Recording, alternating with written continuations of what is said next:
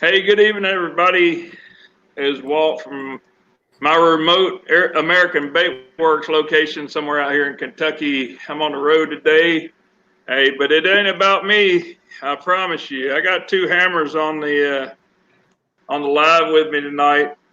You know, I watched last week when they were over at Lake Fork, Texas, and I was quite jealous that I couldn't hammer on some of those big old bass. These guys did a super job for us. We got one that crushed the Century Club, and one that, you know, if it was up to me, when I was in math, if you had 99.6, that was 100. So I'm going to just say we got two here. So, you know, that's like a dagger. that's right. But hey, to me, 99.6, I'll take $99.60 any day and call it 100. But, you know, this is going to be a good night. We're going to have a lot of fun. You know, we're going to go over kind of what went down on Fork. I don't know if we can cover all that in 30 minutes. I mean, it looked to me like a lot went down on Fork last week, and a lot of good things for all our guys, really. I mean, we had a good week with American Bait Works. We've had a lot of them this year, and, you know, these guys represent our company really well. They catch fish. They're class acts, and we're proud to have them on board with us. So let's get started here. You know, I mean, nobody wants to hear me talk. They want to hear what y'all did on Lake Fork, and so you know, just a little bit about, you know, let's talk about maybe preparation and how what y'all are feeling going into the tournament, how you felt about what was going to go down, if you had any kind of intuition or whatever that what went down was going to go down. Right. What do you think, Lee? And me and Quentin are probably going to both be in the same little bucket here because Quentin knows everything I do. Everybody thinks I'm a local. Quentin knows everything I do. Trust me, he's been there a lot. Same time of year, he knows all the spots. He knows what to do. He knows what bait to throw. And he's a heck of a fisherman, obviously. So I think you know, I'll answer for myself, but I guarantee you Quentin's going to say the same thing for the most part. But honestly, my neighbor's going fishing. Honestly, it wasn't that good for me in practice. It really wasn't. It wasn't what I'm used to, you know. I caught some big ones out there on those offshore bars, but it just wasn't great. And I wasn't sure if I could even get in a good rotation. I got in a bad rotation there in 2019 doing same thing, and missed the cut when Brandon won, and I was fishing all the same stuff that he was, and Micah, and a lot of the guys in the top 10. And you know, I kind of fished a little scared the first 2 days, and I fished. You know, I had two things going. I had a little thread fin spawn going in some of those secondary creeks, and then I had the stuff you see the last couple of days, which is a gizzard shad spawn going. And those first 2 days, I fished the thread fin spawn, and just I caught a lot of, you know, 1 and 2 pounders and some threes and a couple, you know, boom, then you'd catch a 5, you know. So I did that the first 2 days just to kind of survive my way into it. And then once I got comfortable, I went on and started fishing some of those more main lake bars and the stuff you saw us fishing. You know, we were all fishing pretty much the same stuff. And I think it was crazy. 4 or 5 of us in the top 10 were fishing the same stuff, you know, pretty much. I mean, 3 of us were fishing the same 2 bars or 3 bars, you know. It was kind of same one. It just worked out, you know, for me. And Quentin could have caught the same fish I did and busted the same bag and caught them just as easy as I did. You know, it was just luck on my end. Well, I agree with that. I mean, so for me, you know, when I was looking at practice, I figured that it was going to be a sight fishing deal. But within the back of my head, I know this time of year, and I know what the time of year brings. So for the first day of practice, I kind of was just, I looked at the weather and said, you know, if it's going to show itself, it's not going to be today.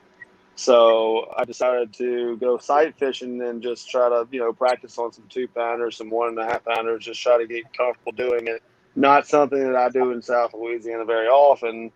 So I just wanted to hone some skills. And on Tuesday, when the weather came Tuesday, even though it was a north wind rather than the south wind like we were going to have during the Derby, I said, well, if they're going to show out, they're going to show out today. So Tuesday, I kind of went out there to those offshore bars, and I kind of hit them perfect. The first two I think I hit on, I caught 5-pounders on each, and I hit another one, and I said, well, I'm going to spend all day Wednesday, because Wednesday the weather changed again, trying to see if I can upgrade the potential of doing on those bars. And Lee can tell you it's a zero or hero kind of deal. You can get on a bad rotation and never get a bite, and you just feel like you just were tuna fishing for, 45 hours. And so for me, whether it be I just happen to fall in line on the right spot at the right time on Tuesday, showed me, okay, it can be done. You just have to keep going. And 2019, Lee, it was the same kind of deal. Lee and I were all doing it again, and I fell in the wrong rotation from the get-go. And I remember Chris Zaldane, he got on the right rotation. We were in a lot of the same locations, and he caught 33 pounds, and I had one bite all day. So that's the kind of the risk and the gamble you take doing it. Lee knows all about that. And, kudos for him. I mean, look, I'm going to jump way to the end real quick. If you're going to, put yourself in contention to win and you lose to a 42-pound stringer, like, you can't do anything but smile. And I couldn't be more happy for him. He deserves that. That is, that's his pond. And if I'm going to go down, I mean, look, American Bait Works 1 and 3, hey, that's awesome to me. Oh, it absolutely is. Yeah. Yes, it was an awesome day, and it's been an awesome season. But so Lee, do you think, and this is kind of an obvious question probably, but it may not be, because, in my past experience with home waters, I've had some tournament experience on home waters. It didn't turn out very well for me. And I think you overthink and you know too much. But do you think your local knowledge, your guiding on the lake, I'm sure it helped you, but how much do you think that helped you? It helped me a lot. It is what it is. It let me look at a few different patterns and a lot of the lake, just to see what was good and what was bad and what I could win with. There's multiple deals you could be doing to cut a check and do good, but I knew there was one way to win, and that's doing what Quentin and I were doing. And there was beds from end to end, the most bed fish I've ever seen on the lake at one time, from the north end to the dam. It was just insane. Everywhere. But man, you'd go in a major creek and I'd mark 50, 60 fish on beds, but I'd only think I could catch 3 or 4 of them, and it might be one female and maybe one big one, and as soon as you leave, John Cox is going in on one side and Quentin's going in on the other side. Got some Blaylocks going in on the other side, or Drew Benton and 20 locals and 3 guides, and I was just like, all right, this ain't my deal, this ain't my winning deal. And then I went and found like a frog and then punching deal, and I'd catch a 4 or shake off a big one, but it's you don't win with 4s on fork or 4.5s. You win with 7+ pound fish, and it helped me look at other stuff that I never looked at too. The first day I got lucky, I found a spot I'd never fished before, and I caught two big ones, like 2 6-somethings or 5 something, a 6 something off of it, and that kind of lifted me up big time that first day. And just being able to fish loose and look at spots I've never looked at before. No, like where I fished back there with Quentin and all that stuff. You seen me fish the last couple of days. I never practiced any of that. I never made a cast on any of it. I know what lives there. I know where the shad spawn. I know, and I had to change some stuff. Usually I'm catching them on a Magnum square bill or a big swim bait. And I did. I weighed, multiple fish each day on the big swim. I think I only weighed 1 on the swim bait the last day, but it kind of helped me say, okay, something's not right. These fish aren't eating the swim bait like they should, because I was seeing too many of them. It's too late in the season. Right. And that's when you saw me pick up that top water. And I was working really, really, really erratic, so those fish couldn't see it good. But I knew those big fish would still come up and eat it, because they're eating those swim baits real shallow, And the deal with the square bill is, and I caught 2 on the Magnum square bill the first day, but I was just so scared of losing them because every one I'd hook would just be barely hooked. So barely hooked. I took my chances with water and the swim bait when it was right, either low light or some wind crashing, and just took a shot. It just all worked out on my end, but it definitely helped being a local on knowing where to be. Yeah, so just to get, I saw that first day. I guess it was first day, one of the days when you caught two on the square bill, and I'm gonna get a plug in here because you gave a plug about the HFX 7.6 medium heavy cranking rod, and you made it. You said how well that it fought the fish, and if you don't mind, just tell us a little bit about that rod. Yeah, I was on your butt about getting them to me. I think they got here the day before I left. Thank goodness, or I would have. If you would have won, then it'd have been my fault. Yeah, no, honestly, it was, and not even trying to sell them, man. That rod is perfect. It's perfect for a couple different crankbaits, but I knew going into it, and Quentin did too, that a Magnum square bill was gonna play for giant fish, and it did with a lot of people. And that rod's just perfect. You can launch that bait. It's got a big handle to throw it, but the main thing is the parabolic bend. But it's still that good light rod. Just the cranking series allows that parabolic bend when I hook them not to shake that bait out, and I can hook up good, and they can fight at the boat. They can jump, and the same thing with the topwater. It's the same rod I'm throwing topwater, but shorter, the 7-foot rod. And man, it was huge in landing those fish because, like Quentin said, they're never hooked good on that big square bill, man. Well, it just feels like they come down and they just trap it, because of the depth or whatever. It's like they trap it, and sometimes I had them hooked just underneath the chin. And I've had several people that I've talked to in the last couple of days say, "Man, you don't even set the hook when you reel them." And what they don't understand is that it's all in that rod.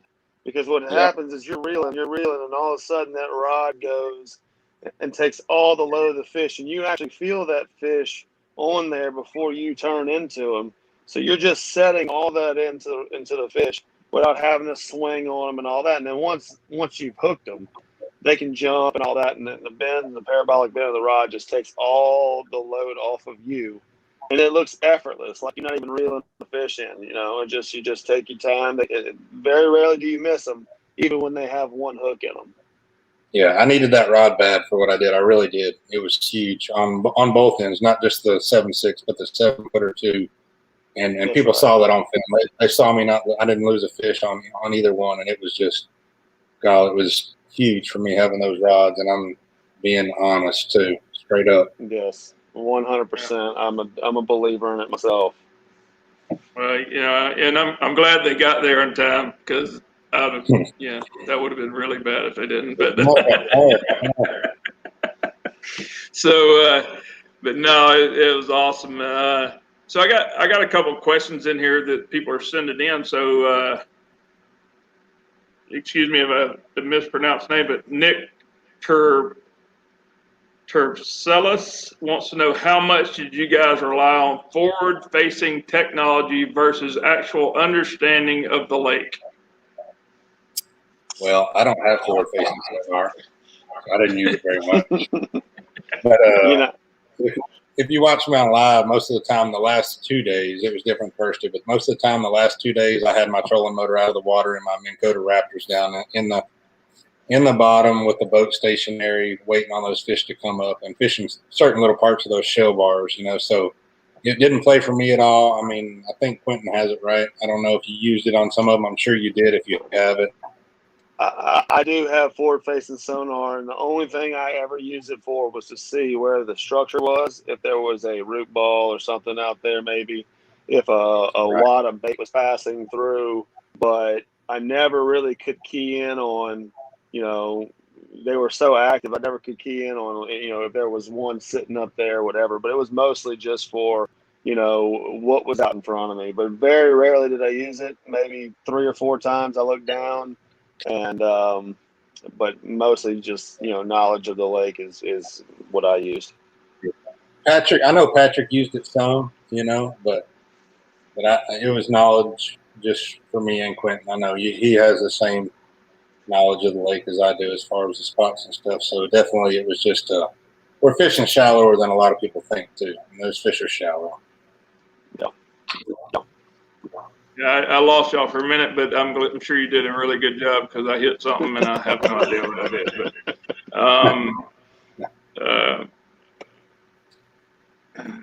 I was just seeing if we had any more, but yeah. So one of the things that here's another question from Connor Thompson. How crucial was the cast to fish that you could visibly see blowing shad out of the water, and how quick did you have to get it in there? I always struggle getting those fish to bite. Well, I'll say this, that I think most importantly, it was having, and I'm going to go back to the rod real quick and I'm going to get off of that, but with those rods, you can make extremely long casts. And it was super important because they were just wolf packing on shad, and they may be 50 yards from your boat in a total different direction where you actually think they should be. And for me, if I got it close and I made an erratic, action on the bait, even working it faster than I normally would ever work it, it would just key them in over there. They would blow it out the water a couple times before they actually ate it. And the bigger ones never missed it. But, it was key in getting it in for me. And I'm not sure about Lee, but within 10 seconds, you better have it there. Yeah, for sure. I mean, I think one day, the third day, I think I caught every fish I caught had a gizzard shad in its throat. I showed the camera every time. That's how quick I was getting in there. And that was even with the swim bait too. They were every time they'd eat my bait, they'd have a shad in their throat almost every single time. I didn't look the last day. I was too jacked out of my mind to even look. I bet. But most of those fish I saw come up for the most part. I caught one on a big bait that was just chunking and winding, and the 814 that I caught on a different spot was just, she never came up at all either. So, but man, if you got in there in the first 10 seconds, hold on. That was the deal, was making those long casts like Quentin said and being erratic with it. That was huge. And not always did they come up and blow up. You just might see a shad act differently on top of the water than normal, or you might see a small little boil underneath it. It was not always just they came up and just went nuts. It might just be one fish. I caught several just singulars. Just one fish hitting the shad, and I'd throw out there, and if I didn't get them on top, I'd throw out there with the crankbait or something, and I would eventually catch them. I'm pretty sure it was the same one. Yeah. So I had another question here from Carl Gagnon, and it said, Lee, what line were you using for your topwater? 40-pound braid. Yeah.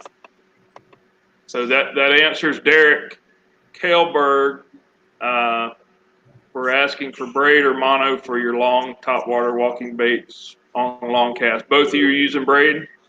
Yes. Yeah. You're catching them so far out there, I didn't want any stretch with the mono. It was just, those fish are huge. You saw, like Quentin was talking about, we're not setting the hook. We're just reeling into them and letting that rod bow bend into them and set the hook for us. So the braid was key for me with the topwater for sure. Correct.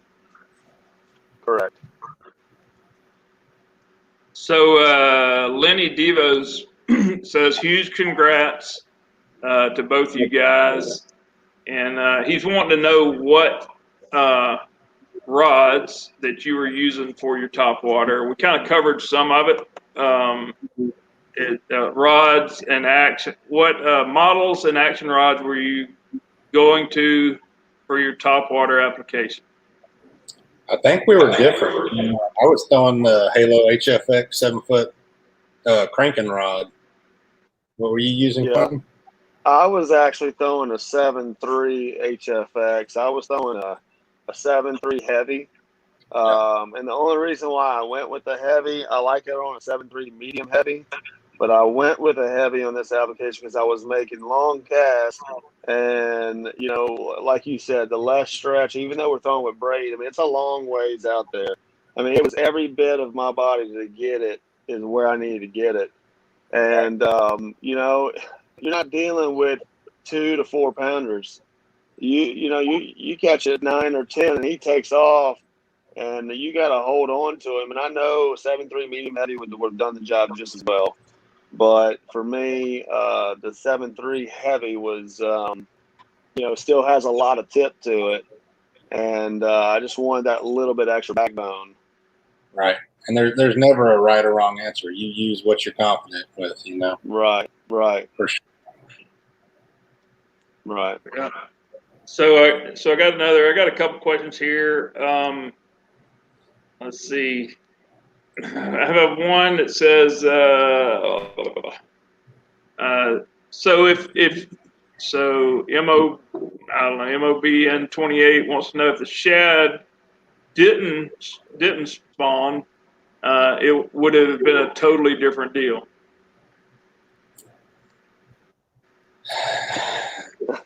It could have been, but those gizzards, they don't leave those bars this time of year. You know what I mean? Right.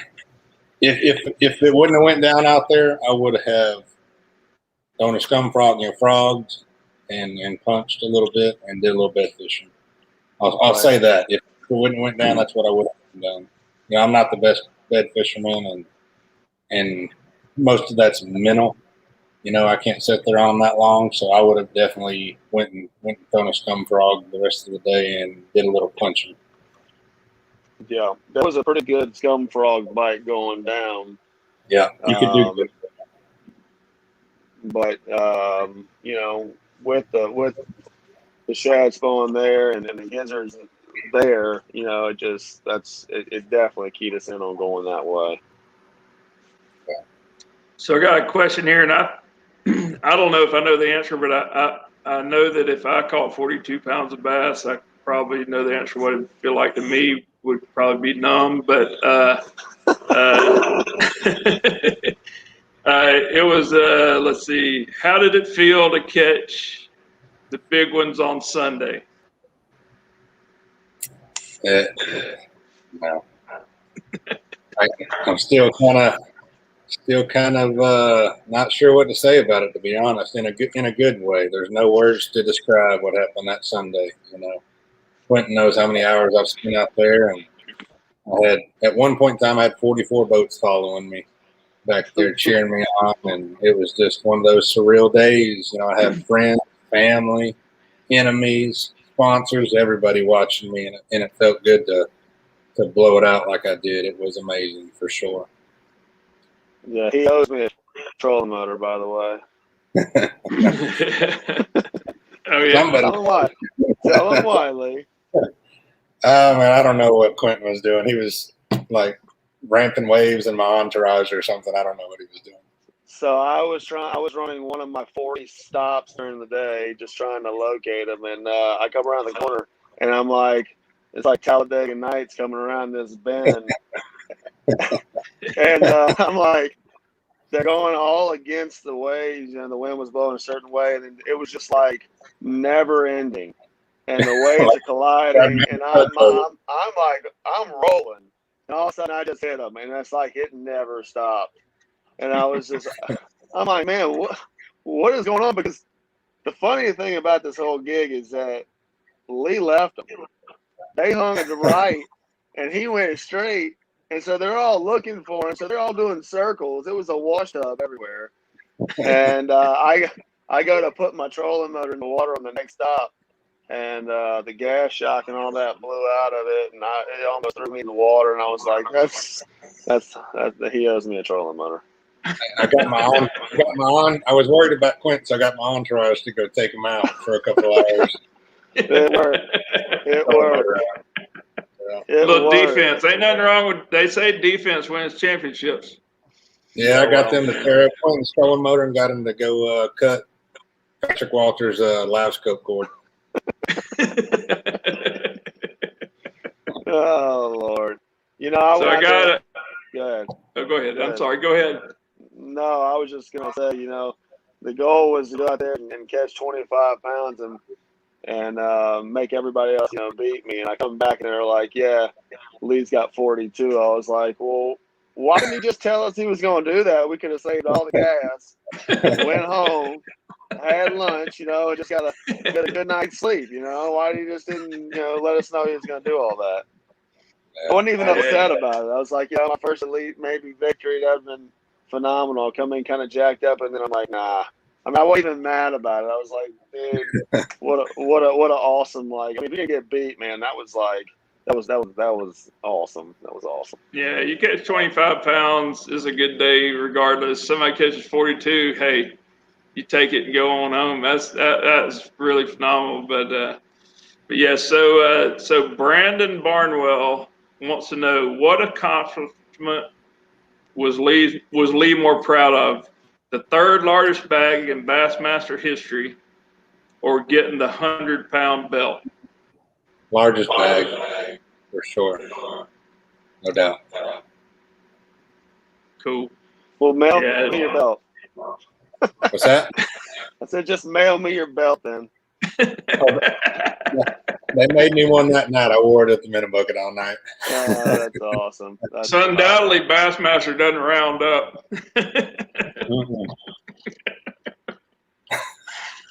Hey, I'll take 99.6 any day, dude. And I had to fish on the last cast. I had a 6-pounder blow up on it 3 times, and he never. And I'm like, I gotta go. If I'd have hooked the fish, it probably would have been late. But I was like, I gotta go.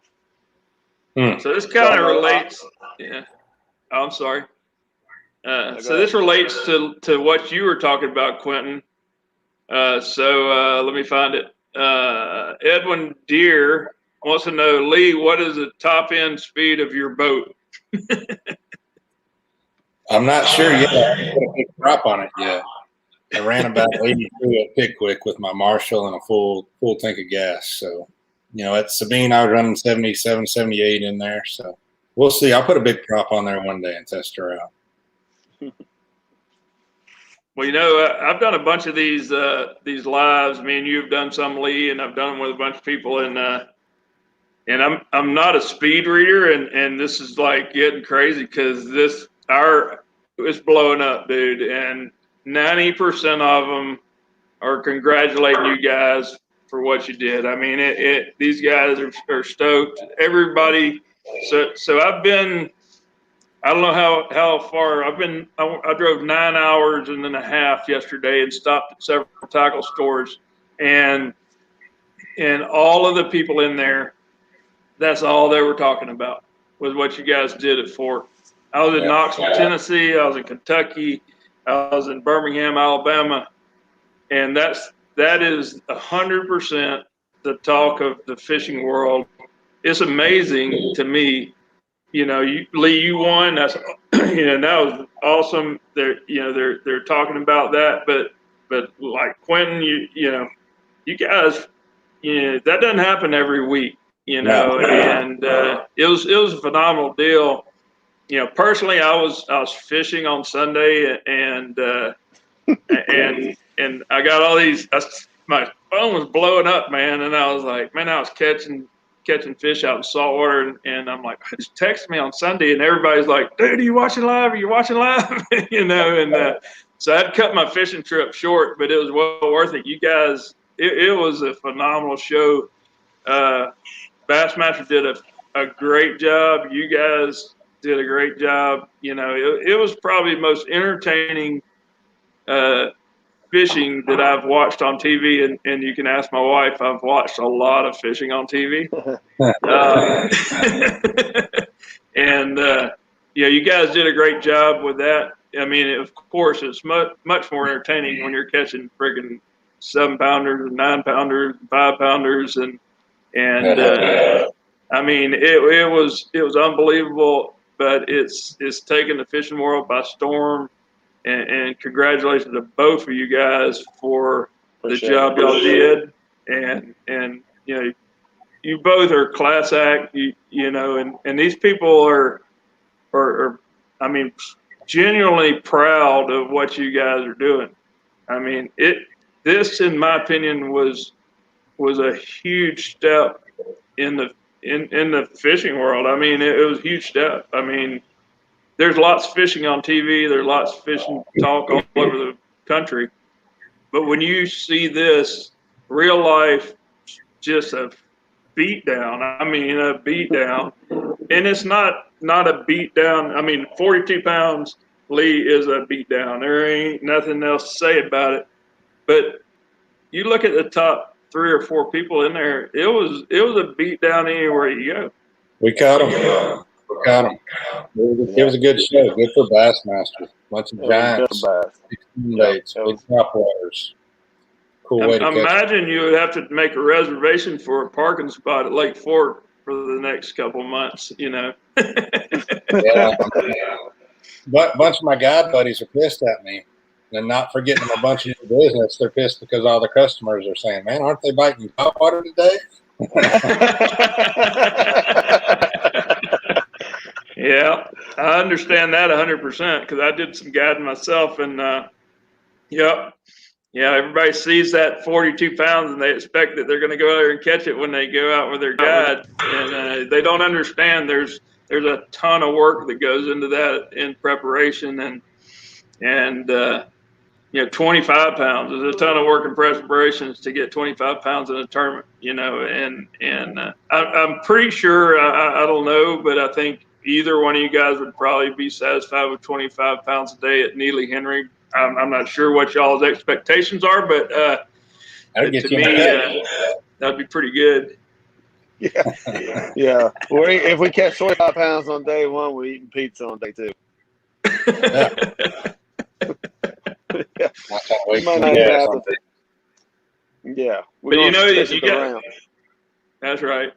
So, you know, I mean, that's my kind of my deal. Y'all are coming to what I consider my home area, and I'm passionate about the Coosa River, Tennessee River. I've spent a lot of time on both of them, and if somebody catches 42 pounds there, then I'll tell you what, you know, it's going to be a phenomenal day. But I'm predicting that won't happen. But if somebody catches 42 pounds, they're cheating. Trust me, dynamite. So, but I think y'all are gonna. I think this is going to be some good tournaments. You know, I think you guys are going to hit it good, and I hope you both can keep the ball rolling. I mean, this momentum is crazy. You know, I guess Lee, what are you? I don't know the points now. I haven't looked, but it's got to be in the top 5. Yeah, I think I'm in 4th. That's awesome. And then Quentin, you're in a good position too. I mean, you're doing well. Yeah, I've jumped. I think I jumped 40 spots in 2 events. So we just got to keep that ball rolling. Heck yeah, that's awesome. So you know, you guys y'all on fire. I hope the ball keeps rolling in the right direction. I think you're. You know, I can't say anything other than because I might say something that gets you in trouble. But I hope you guys, y'all roll up on them at the Coosa River and at the Tennessee River. Y'all going to be in beautiful state of Alabama for a couple of weeks, it looks like. So, yeah, I think it's going to be good. And of course, we'll be watching closely. And I'm sure all of these people that are making comments are going to be followers now for life, and hey, who better to follow than the guys that are crushing them, man? I mean,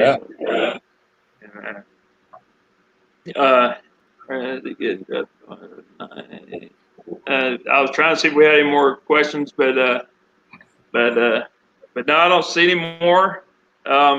So we're going to do a thing tonight to where we're going to give away a prize package with some HFX rods. And the first person that answers this right will receive a prize package of Halo HFX rods, some of the rods you guys were using to help you win the tournament. So the question is, what was the combined weight of Lee and Quentin at Lake Fork for the tournament last week? And that's the question.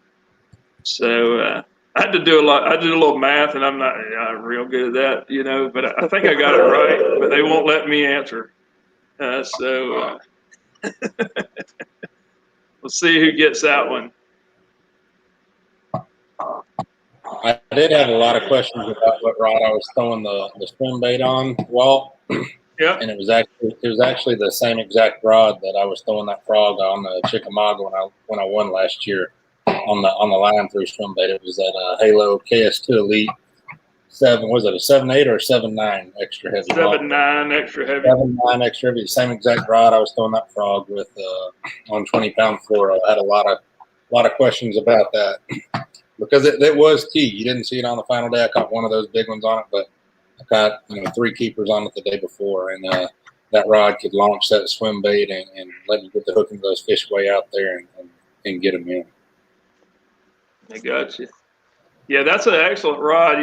That rod has a lot of applications, and it's a really good flipping rod as well. And I know a lot of people throw a frog on that rod. I personally am more of a little lighter action on frog, but that's one that a lot of people like for a frog. Yeah, if I'm in those thick flats, that's the one I'm throwing on the frog. So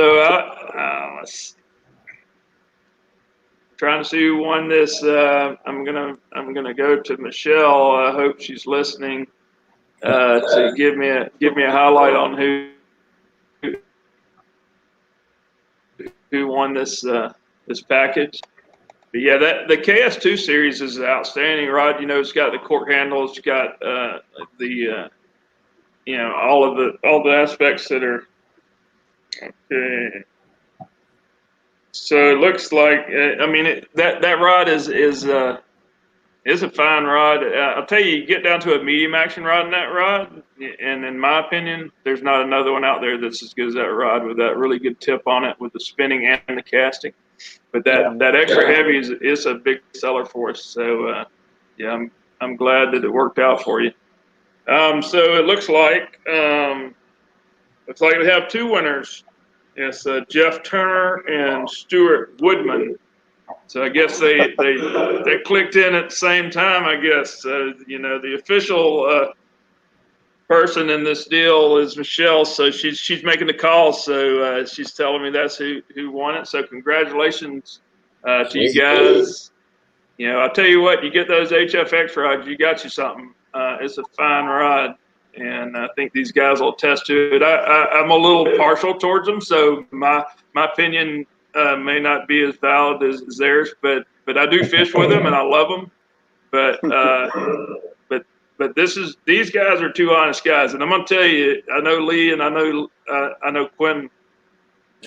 They ain't gonna shoot me wrong. Lee will tell me like it is. They'll tell me like it is, and these guys are. And that's what we like. That's what our pro staff is about. When we get somebody on our pro staff, it ain't about, patting my back or rubbing my head. If it's wrong, it's wrong. I don't like it. I'm going to tell them I don't like it. I ain't going to use it.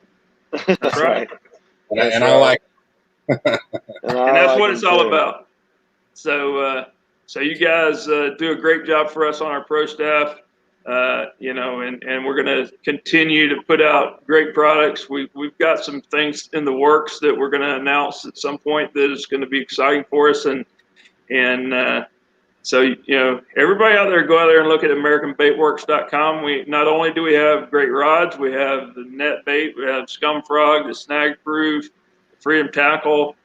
We have pretty much everything that you need. We're aggressively working on some hard baits, so we're going to be in that realm of it soon. So we don't ever slow down here. We're always looking for something new and something good, and we're going to be putting it out there for everybody. And keep your eyes open on some of those new stores getting those Halo rods too. We just got them at the Minnow Bucket Marina here on Fork, and talking to a couple new stores over in that Monroe area for all my followers around that Monroe area. I'm talking to a couple stores over there, so hopefully we can get these rods in some stores near you. And if you have a store that's interested in getting some rods, contact me or Quentin or Walt, and we can hook it up. We're here for y'all. if y'all need some rods in your area, let us know. We'll get it done. Absolutely. Absolutely. If anybody has any questions, they can't get them answered. If we didn't answer your question, I'm going to tell you I could have missed a few questions on here because they were rolling through here, dude. So if I missed anybody's question, go to AmericanBaitWorks.com for the info page. Put it on there. We'll get the questions answered for you. If it's something for Lee or for Quentin, I know how to get a hold of them. I'll get the answer and we'll get you the answer. So, we appreciate everybody joining in with us. It's been a cool night. It's always fun when you're celebrating great times, a first Absolutely. and a third, and the Bassmaster Elite. And there's so many of us out there that have just dreamed about putting our boat in the water at a Bassmaster Elite, much less winning or catching 112 pounds or 99.6, which in my book's 100.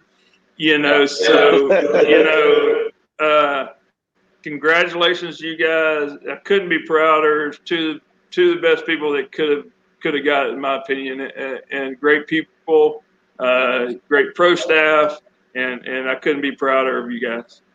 Thank you, Walt. Appreciate it.